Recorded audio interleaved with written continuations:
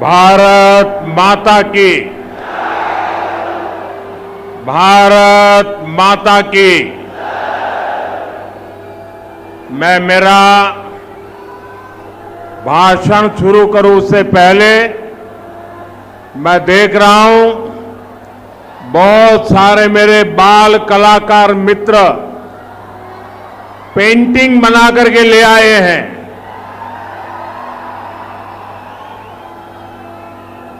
आगे की तरफ उसको भेज दीजिए, मेरे एसपीजी के साथी इसको कलेक्ट कर लेंगे और अगर पीछे आपका एड्रेस होगा तो मैं आपको चिट्ठी जरूर भेजूंगा।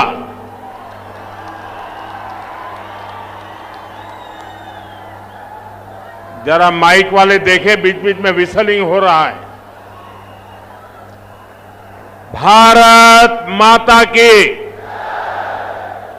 जो भी चित्र हैं आगे भेज दीजिए, बाद में किसी को परेशान मत कीजिए, अपना हाथ भी नीचे कर दीजिए।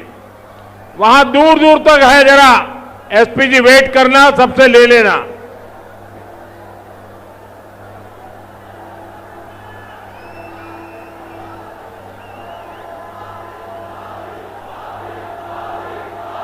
उन बच्चों को आगे मत लाइए, चित्र भेज दीजिए, बच्चों को परेशान मत कीजिए।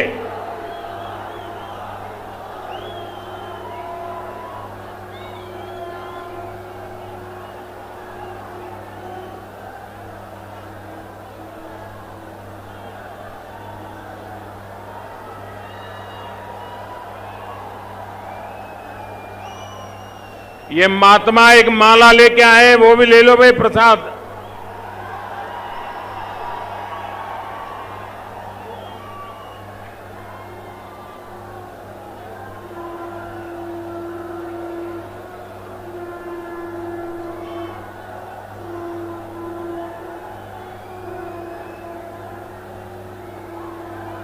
इस तरफ भी बहुत लोग लेकर कुछ न कुछ आए हैं।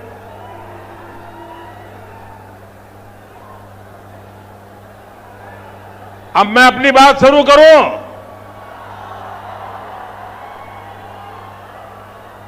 ये जो चित्र लेकर के आए अपना हाथ नीचे करें ताकि पीछे वालों को परेशानी ना हो।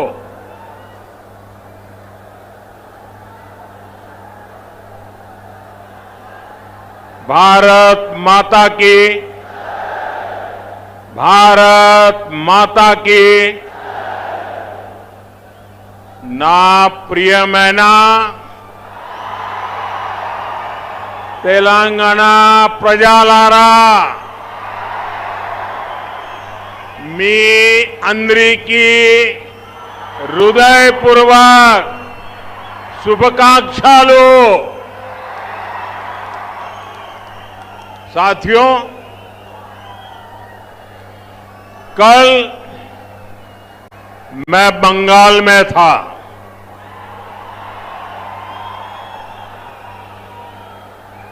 वहां पहली बार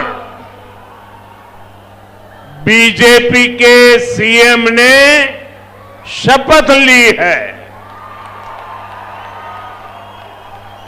पहली बार बंगाल में प्रचंड बहुमत से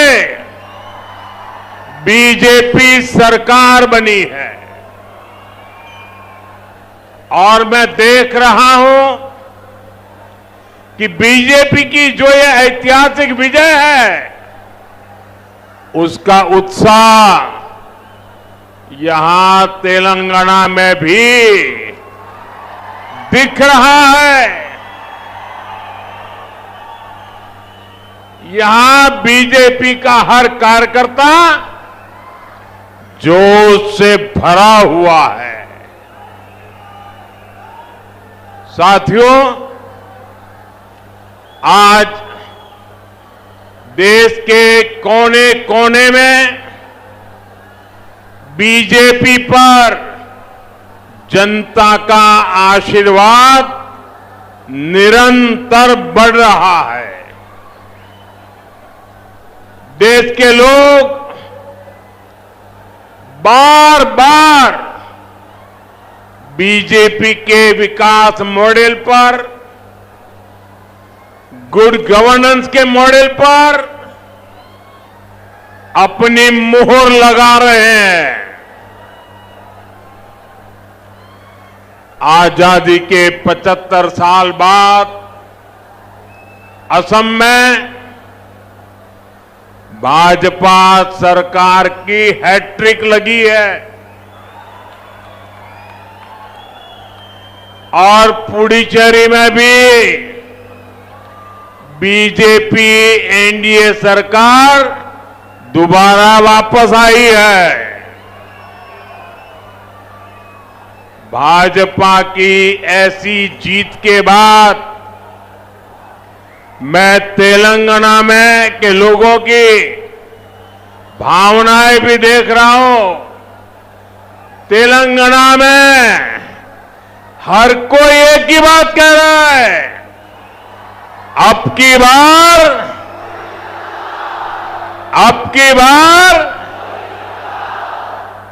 की बार तेलंगाना में भी। साथियों, भारत में हर साल किसी न किसी राज्य में चुनाव होता है। कोई हारता है, कोई जीतता है, और ये लोकतंत्र में बहुत स्वाभाविक है। ये लोकतंत्र का अनिवार्य हिस्सा है। लेकिन साथियों, बंगाल में बीजेपी की विजय का जितना उत्सव देश में है, जितनी चर्चा दुनिया भर में हो रही है, वैसी चर्चा पहले किसी जीत पर नहीं हुई है। इसका कारण यह है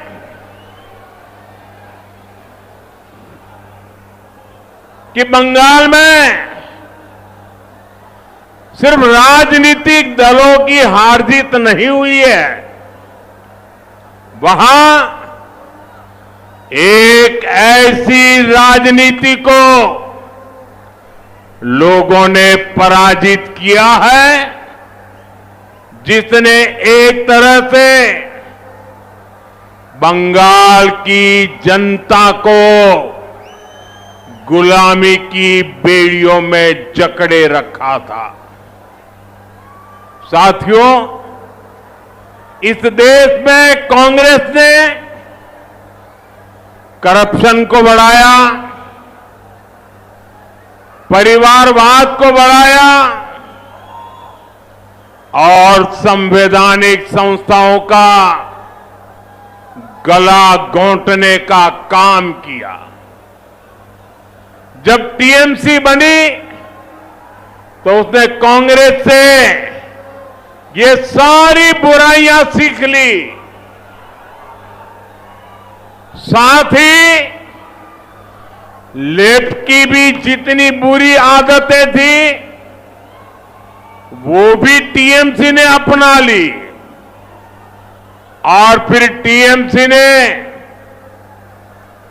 भारत की राजनीति का सबसे तिरस्कृत और खतरनाक मॉडल डेवलप किया।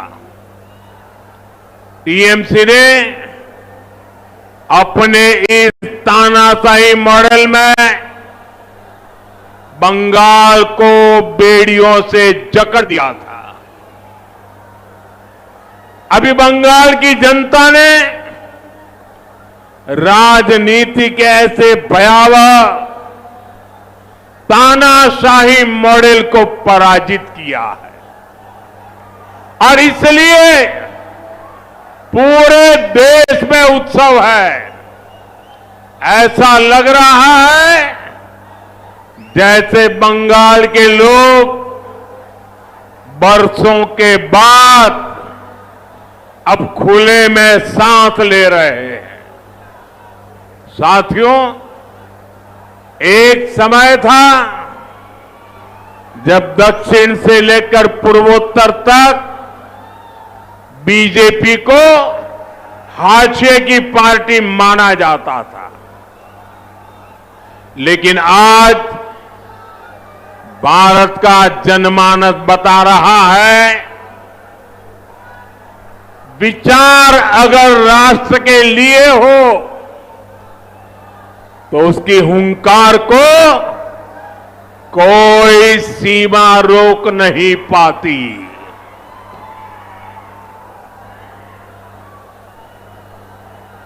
साथियों, अब देखिए आगे कोई जगह नहीं है। आप तय कीजिए कि आप वहां खड़े रह करके शांति से सुन सकेंगे कि नहीं सुन सकेंगे। आप आगे आने की कोशिश मत कीजिए। आप वहां पर रुकिए कृपा करके। और ये जो चित्र वाले हैं उनसे मेरी हाथ जोड़ के प्रार्थना है, या तो आप अपना चित्र नीचे रख दीजिए, बाद में मुझे डाक से भेज दीजिए, या तो किसी के हाथों हाथ आगे कर दीजिए। इसको पकड़ के मत खड़े रहिए। जरा कोई पार्टी के वॉलंटियर वहां है तो मेरी बात का कुछ करवाइए भाई।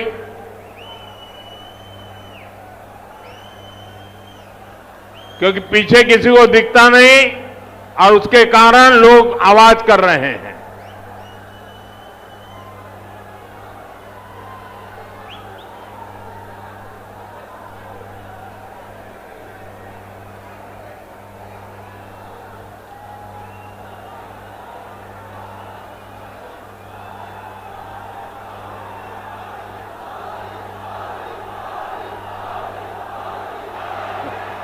అందరినీ కోరుతా ఉన్నాను, ఎవరు కూడా దయచేసి మన ప్రధానమంత్రి గారు మాట్లాడే సమయంలో ఆ జెండాలు ఊపకండి, అన్ని కింద తీసుకోండి, చిత్తపట్టాలు కూడా కిందికి అనండి దయచేసి, లేకుంటే బాగుండదు. అందరూ కూడా కిందికి అనండి ప్లీజ్, ఎవరు కూడా మాట్లాడకండి.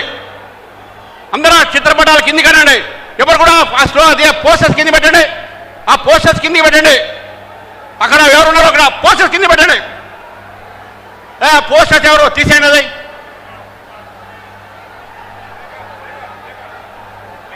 तेलंगाना के मेरे भाइयों बहनों, मेरे नौजवान साथियों, ये आपका प्यार मेरे सर आंखों पर, ये मेरा सौभाग्य है कि आप इतना प्यार बरसा रहे हैं। लेकिन अगर आप थोड़ी शांति रखेंगे तो मैं अपनी बात बता पाऊंगा। जगह छोटी पड़ गई है, आपको तकलीफ होती होगी। बोले भारत माता की, भारत माता की। साथियों, हिंदुस्तान के हर कोने में, असम से उड़ीसा और बंगाल से पुडुचेरी तक, ये सिर्फ चुनावी विस्तार नहीं है, ये भारत के राजनीतिक मानस में आए उस परिवर्तन का संकेत है, जहां जनता अब वंशवाद नहीं, परिवारवाद नहीं, विश्वासवाद चुन रही है। आप सोचिए, 10 साल पहले असम में बीजेपी के कुछ ही विधायक थे। आज वहां तीसरी बार बीजेपी एनडीए की सरकार बनी है। 10 वर्ष पहले बंगाल में बीजेपी के सिर्फ 3 एमएलए थे। आज बंगाल में बीजेपी 200 पार पहुंच चुकी है। जहां कभी बीजेपी का झंडा उठाने को कोई तैयार नहीं होता था, वहां आज बीजेपी की सरकारें बन रही है। साथियों, तेलंगाना तो वो धरती है जिसने तब बीजेपी को पहला सांसद दिया था जब हमारे केवल 2 ही सांसद थे। 2 में से एक तेलंगाना का था। जब बाकी देश में बीजेपी के प्रति उतना समर्थन नहीं था, तब भी बीजेपी को तेलंगाना का साथ मिलता था। आज तो यहां से करीब आधे सांसद बीजेपी के चुने हुए हैं। यहां हमारे अनेक विधायक हैं। मुझे तेलंगाना की जनता और यहां के बीजेपी कार्यकर्ताओं पर पूरा भरोसा है। अगली बार यहां भी प्रचंड बहुमत से अगली बार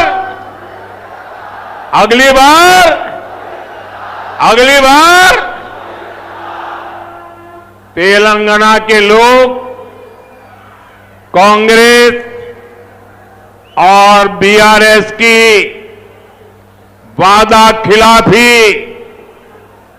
और इनकी परिवारवादी राजनीति से तंग आ चुके हैं। इसलिए भी तेलंगाना की जनता बदलाव चाहती है। साथियों, बीजेपी का हमेशा ये मंत्र रहा है, राज्य के विकास से देश का विकास। आज जब भारत विकसित होने के लक्ष्य की तरफ तेजी से आगे बढ़ रहा है, तो तेलंगाना की भूमिका भी बहुत बड़ी है। हमारा तेलंगाना, हमारा हैदराबाद विकसित भारत की यात्रा को गति दे, ये केंद्र की बीजेपी सरकार का, एनडीए सरकार का निरंतर प्रयास है।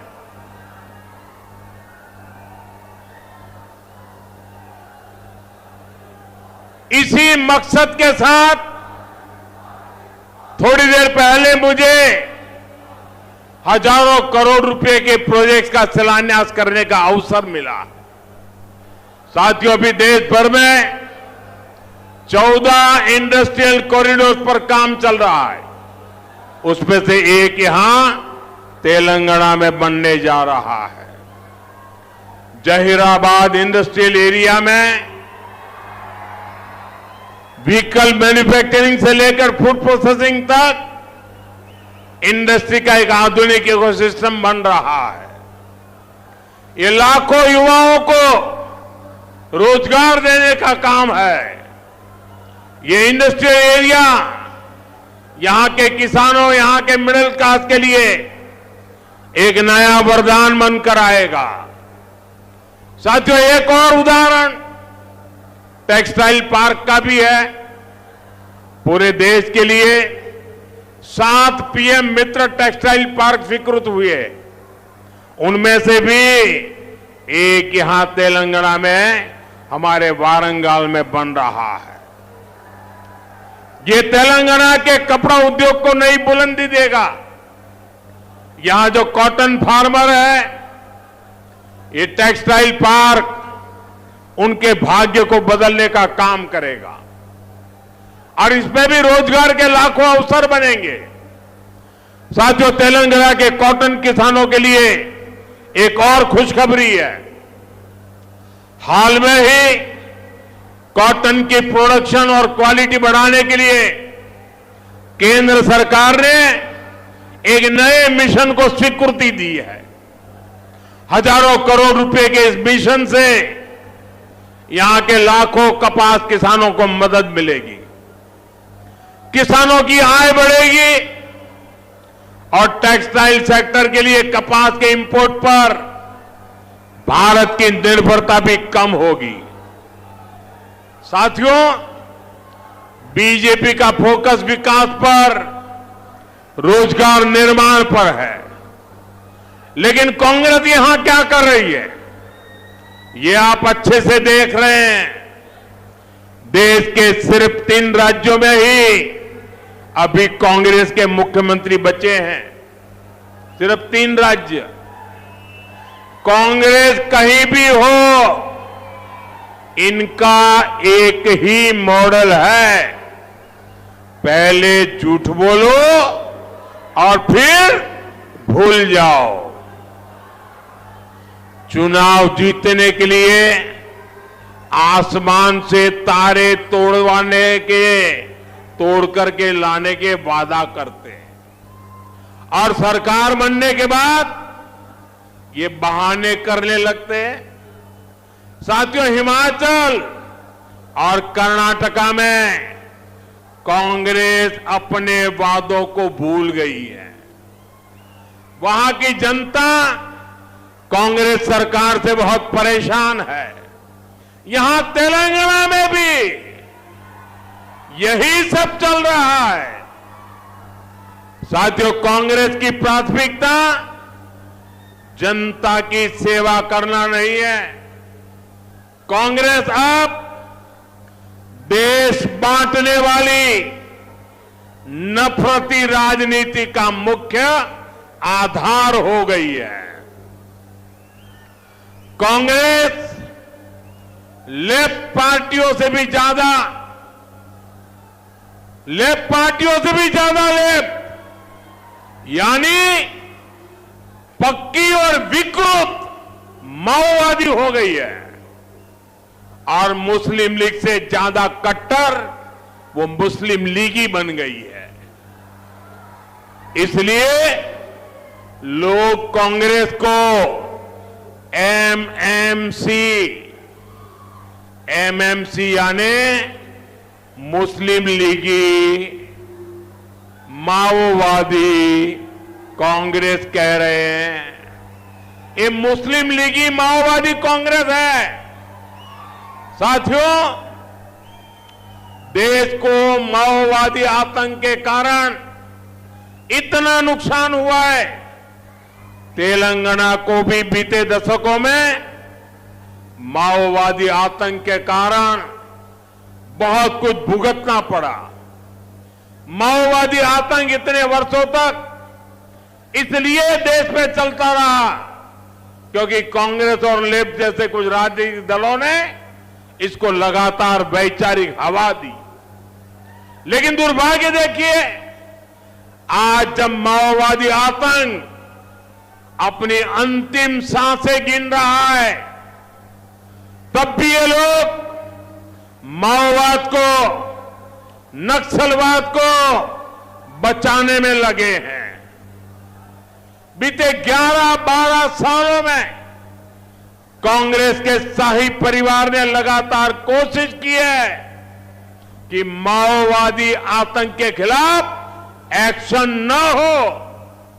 साथियों, मैं जानता हूं कि तेलंगाना की जो पुलिस है उसको अगर खुली छूट मिलती तो मुझे पक्का विश्वास है ये पुलिस अपनी ताकत से केंद्र की नीतियों के साथ कदम मिलाकर अगर वो चलती तो बहुत पहले ही माओवादी आतंक का खात्मा हो चुका होता। लेकिन इन लोगों ने साथ नहीं दिया। इसलिए देश को माओवादी आतंक को पूरी तरह कुचलने में इतना वक्त लग गया। साथियों, बीजेपी एनडीए के प्रयासों से अब तेलंगाना माओवादी आतंक से मुक्त हो रहा है और इसलिए तेलंगाना में बीजेपी की सरकार बननी और भी जरूरी हो गई है। बीजेपी की सरकार यहां नई सोच, नए विजन और नए कमिटमेंट के साथ सरकार चलाएगी, जिसका लक्ष्य होगा विकसित तेलंगाना।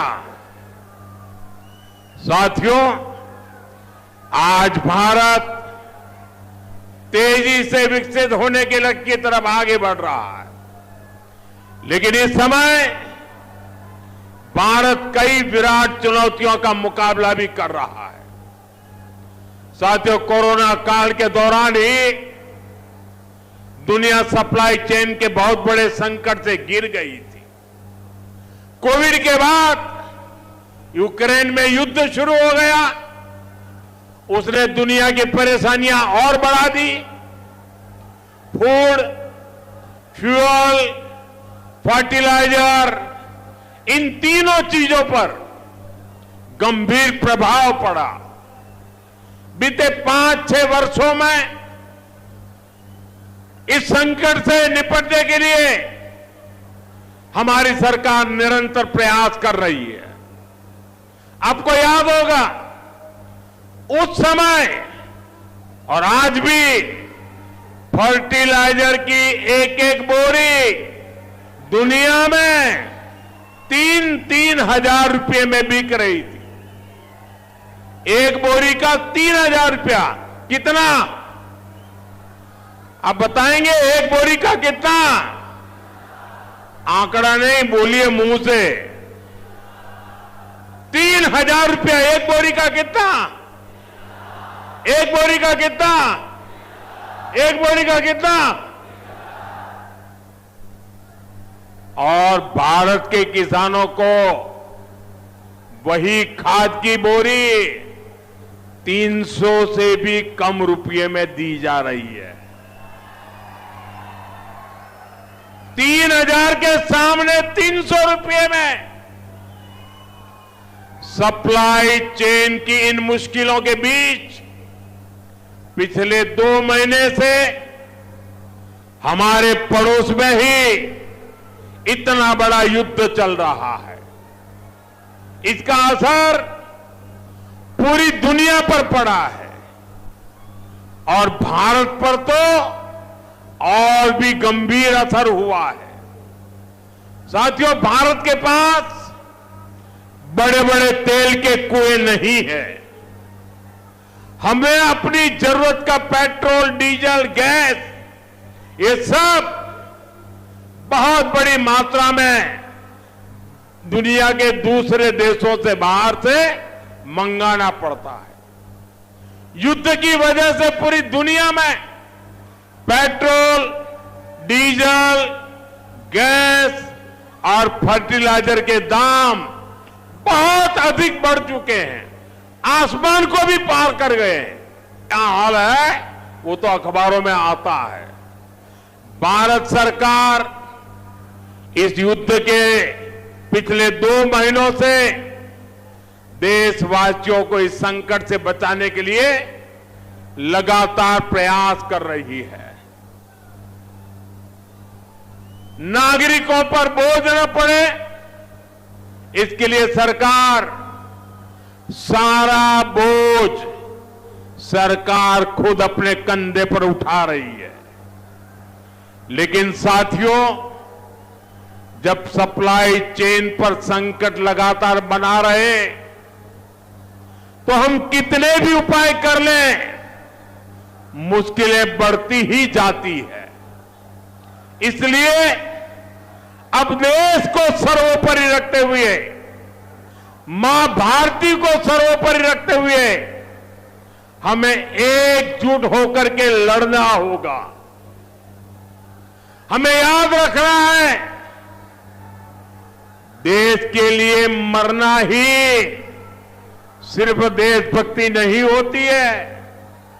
देश के लिए जीना और देश के प्रति अपने कर्तव्यों को निभाना, वो भी देशभक्ति होती है। इसलिए वैश्विक संकट के इस समय में हमें कर्तव्यों को सर्वोपरि रखते हुए कुछ संकल्प लेने होंगे और उन संकल्पों को पूरे समर्पण भाव से पूरा करना होगा। जैसे एक बड़ा संकल्प है पेट्रोल डीजल का संयम से इस्तेमाल करना। साथियों, हमें पेट्रोल डीजल का उपयोग कम करना होगा। शहरों में जहां मेट्रो है वहां हम तय करें कि हम मेट्रो का ही उपयोग करेंगे, ज्यादा से ज्यादा मेट्रो में ही जाएंगे। अगर कार में ही जाना जरूरी है तो फिर कार पूल करने का प्रयास करें और भी लोगों को साथ बिठा ले।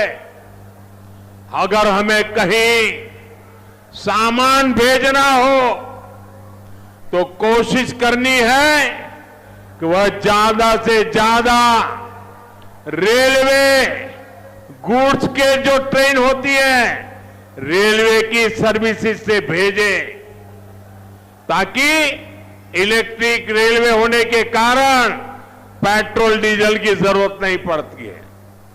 जिन लोगों के पास इलेक्ट्रिक व्हीकल है वो भी कोशिश करें कि इलेक्ट्रिक व्हीकल का ज्यादा से ज्यादा उपयोग करें।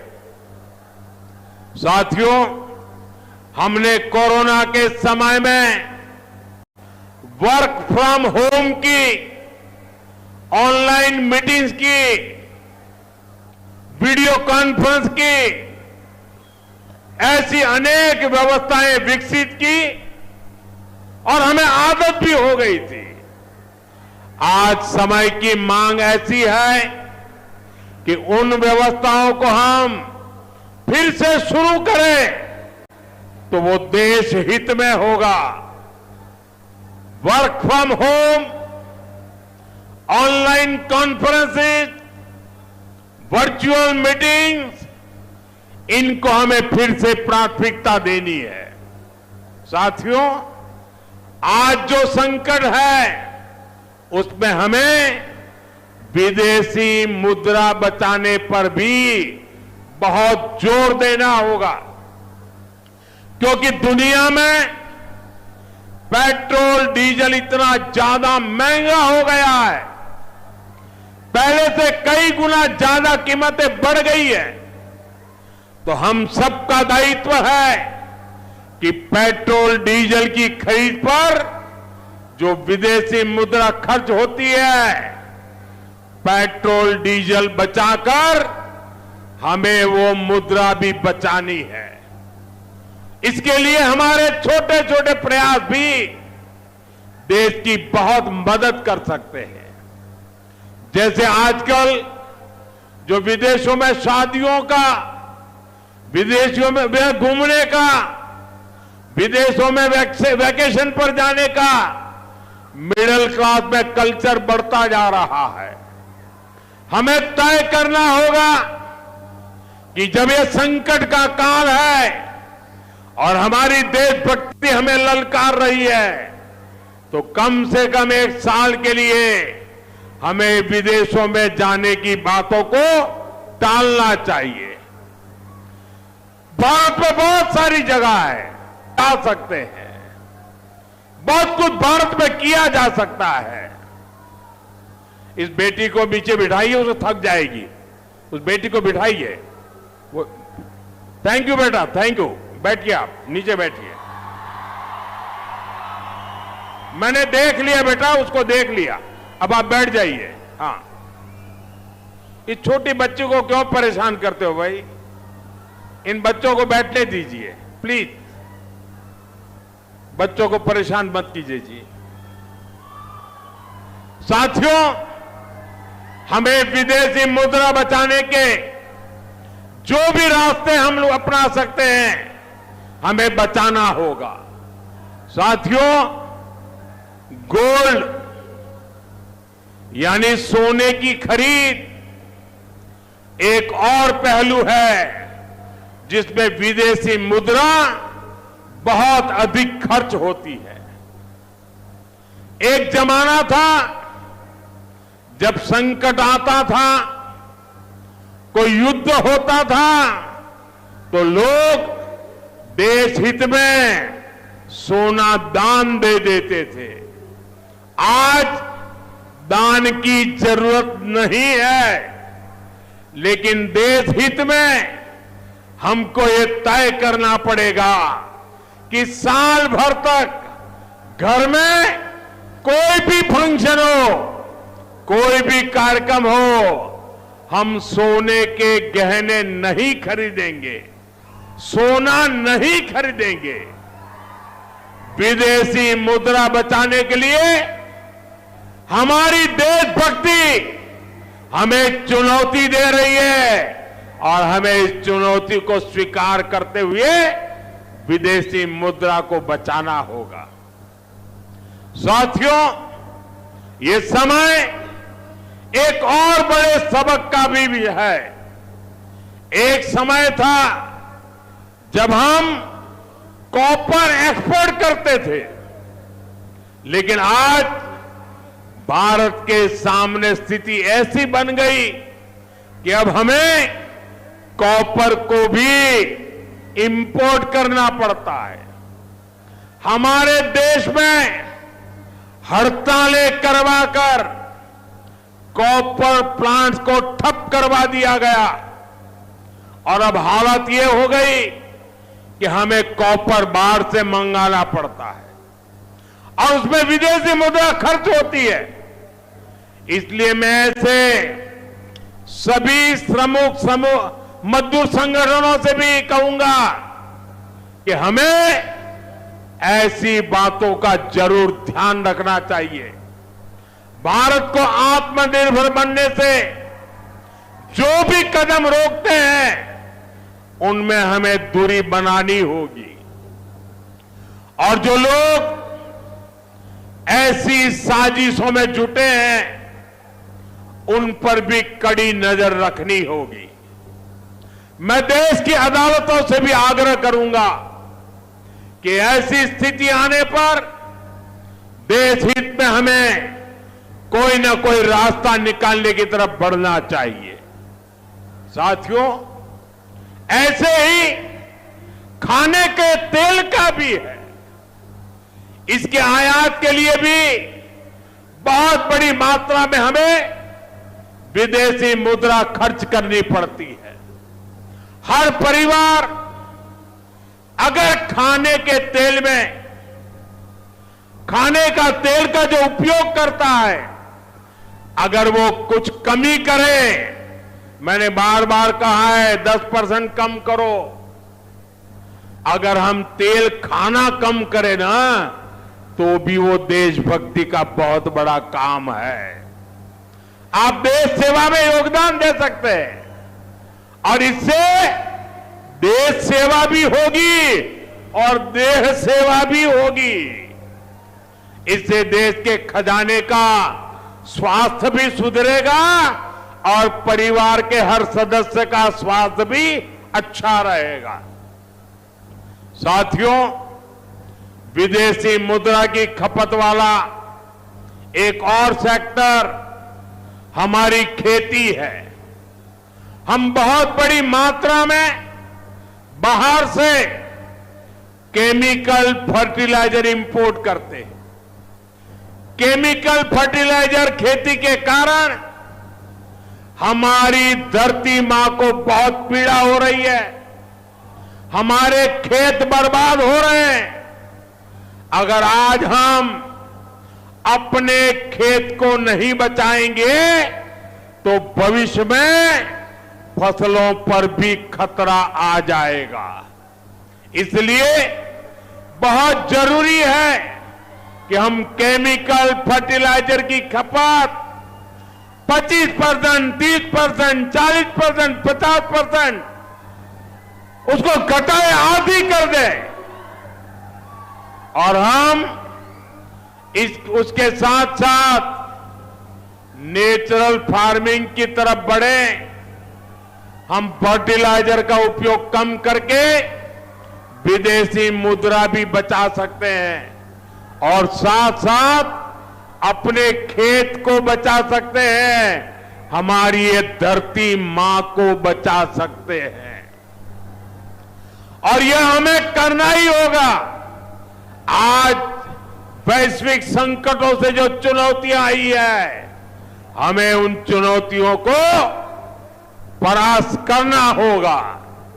साथियों, भारत सरकार खेतों में डीजल पंप की जगह सोलर पंप की योजना चला रही है।